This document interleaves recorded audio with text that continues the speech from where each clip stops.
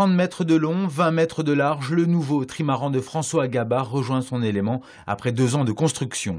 Sorti des chantiers multiplaces à Vannes et CDK à Port-la-Forêt, ce nouveau multicoque est conçu pour faciliter la navigation en solitaire. La particularité du cockpit, c'est d'essayer de tout optimiser en termes d'ergonomie pour de la navigation en équipage réduit ou de la navigation en solitaire. C'est-à-dire qu'on a nos postes de barre qui sont très proches de nos winches. Les winches, c'est ce qui permet de régler les voiles ou de drisser, changer les voiles.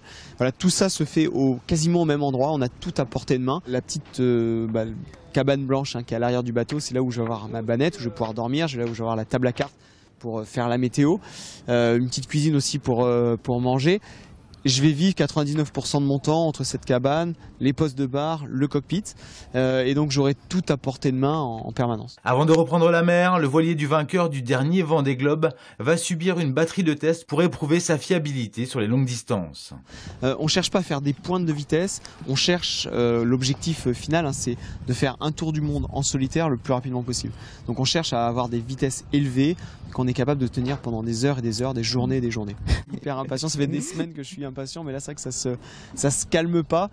Oui, j'ai envie de voir maintenant ce que ce bateau a dans le ventre, j'ai envie de naviguer, j'ai envie de mettre des voiles, j'ai envie de voir comment il se comporte sur l'eau. D'ici ce tour du monde en 2017, François Gabard participera en octobre à la Transat Jacques Vabre en duo avec Pascal Bidégory avant de s'élancer vers la conquête de nouveaux records. La route de la découverte, qui est la route qu'avait emprunté Christophe Colomb en 1492, et donc qui est un record qui est détenu aujourd'hui par Armel Lecléache sur Banque Populaire, donc entre Cadiz et San Salvador aux Bahamas.